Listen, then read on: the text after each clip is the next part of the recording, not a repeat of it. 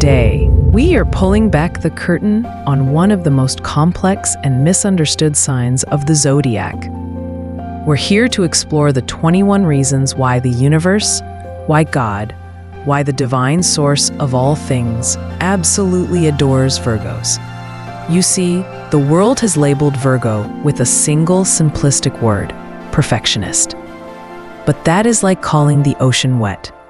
It's true, but it misses the terrifying depth, the hidden life, the immense power contained within. Virgos embody a kind of divine love in ways that will not just surprise you, but will likely change the way you see the Virgo in your life, or even the Virgo within yourself, forever.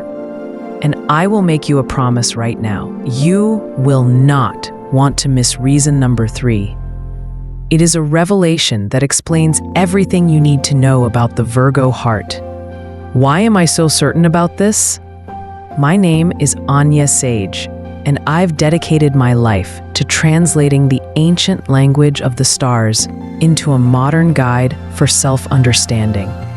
And Virgo is one of the most profoundly misunderstood dialects in that cosmic language.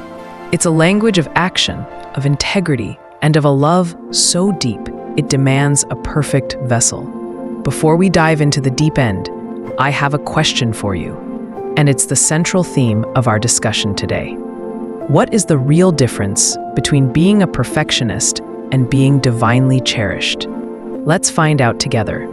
But first, I want to feel the energy in the room. I want to see who's here on this journey with me. Let me know your sign in the comments below. I'll be reading them, and I'm curious to see which constellations have gathered here today. And while you're at it, don't forget to check the description for a special gift I've prepared just for you. Now let's begin with the foundation. To understand why Virgos are so loved by the divine, you must first understand that at their very core, they are built for service. This is our reason 21. They are fundamentally, existentially supportive. They are the friend who doesn't just ask, "Do you need help moving?" They show up at your door with boxes, tape, and a detailed plan of execution before you've even had your morning coffee. They don't do it for applause or for a thank you. They do it because a problem exists, and in their soul, they feel a deep, abiding responsibility to be part of the solution. Their love is not a proclamation. It's a verb. It's an action. It is showing up. This leads us to reason 20. This profound care is almost always quiet and reserved. A Virgo is not the one giving a loud, dramatic speech about their loyalty. They are the one sitting across the room who notices the slight slump in your shoulders, who hears the barely perceptible tremor in your voice, and who silently leaves your favorite coffee on your desk an hour later with no note, no expectation of thanks. They observe from the sidelines, gathering data on your well-being. They are the silent keepers of your happiness. They process, they analyze, and then they act. Once you are truly inside their circle, a place that is not easily earned, their loyalty is a silent, unshakable fortress. Their actions don't just speak louder than words. Their actions are their only words that truly matter, and this deep, analytical sense of care extends beyond people and into their very environment. Which brings us to reasons 17 and 10. They value order, precision, and cleanliness, not as a sterile obsession, but as a spiritual practice. To a Virgo, a clear space equals a clear mind. A chaotic room is not just messy, it is a source of psychic static. An obstacle to peace. Imagine walking into a room after a week of emotional turmoil. Clothes are everywhere. Dishes are piled up. The air feels heavy. It's a physical manifestation of your inner chaos. Now, imagine a Virgo enters that space. They don't judge, they don't lecture, they simply begin. They create zones. They sort, they clean, they organize. Within hours, the physical space is transformed. The light hits differently. The air is clearer. You can breathe again. What they have done is not just housekeeping. They have performed an act of alchemy.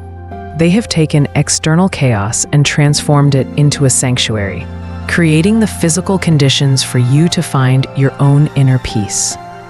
This isn't about control. It's about creating harmony. It's an act of service. It is their love made manifest in the physical world. So we have this foundation, a person who gives, who serves, who cares with a quiet intensity, and who creates order from chaos. They give their time, their sharp intellect, their energy, their love, and they give it generously. But this is where the story gets interesting. This is where we pivot. Because for a Virgo, this giving is not a one-way street. It operates under a silent, unbreakable contract. And that contract is built on one single, powerful principle: fairness. This is reason 18. They don't expect grand rewards. They don't need public accolades, but they do need to feel that their effort is seen, that their energy is respected, and that the give and take of a relationship exists in a state of equilibrium. They are cosmic accountants of relational energy. They thrive on mutual respect. Their generosity is a renewable resource, but it is only renewed through reciprocity. So what happens when this balance is broken? What happens when their giving nature is taken for granted, treated like an entitlement, or worse, betrayed? You might think this analytical, overthinking sign would retreat into weeks of spiraling analysis. You might think they would write out a 10-page report on your failings. You would be wrong. Their reaction is swift, it is decisive, and it is the core reason they are so respected by the universe itself. And it leads us directly to the heart of our story. Here it is, the secret I promised you. The revelation that is reason number 3. Beneath the analytical mind, beneath the obsession with detail, beneath the reserved exterior, lies the soul of a profound romantic. A Virgo sees love as a fairy tale. They don't believe in casual affection or disposable connections. They are searching for a love that is epic, a deep, magical, once-in-a-lifetime connection that is worth fighting for, worth perfecting, worth building a kingdom around. They dream of a partner who is not just a companion, but a co-ruler in a shared empire of mutual respect, intellect, and devotion. This is why, as reason 13 tells us, their heart is so hard to win. They are not swayed by fleeting charm or empty promises. They will subject a potential partner to a silent, rigorous battery of tests. They are watching for consistency. They are watching for integrity. They are waiting for someone who proves their worth not with words, but through months, even years, of consistent, honorable action. They are waiting for someone who is worthy of entering the fairy tale with them. They will spend years building this fairy tale. They build a castle of trust, brick by meticulous brick. Every act of service is a stone laid in the foundation. Every moment of quiet understanding is a window placed in the wall. Every shared secret is a tapestry hung in the great hall. They build it to be impregnable, to be perfect, to be eternal. But here's the twist. Here is the part that defines their divine strength.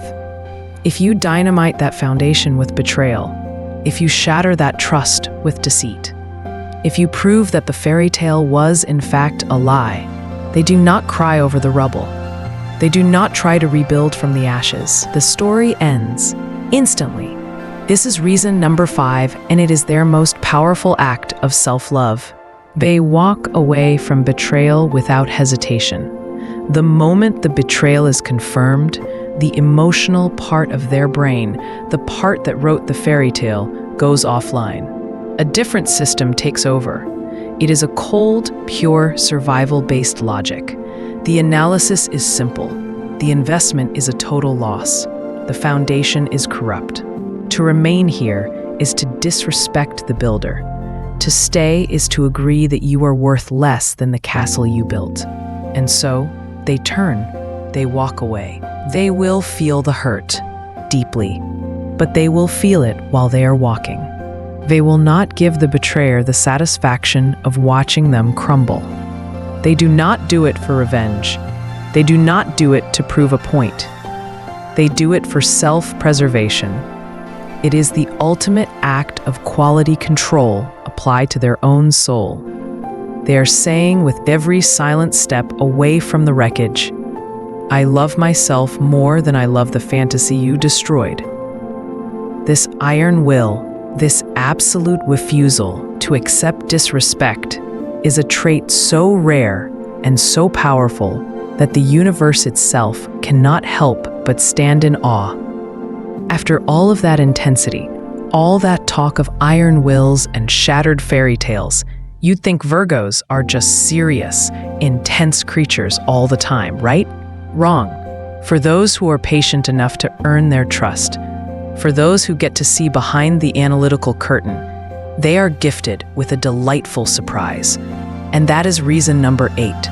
Virgo's secret weapon is a hidden, razor-sharp sense of humor. It's not loud. It's not goofy or performative.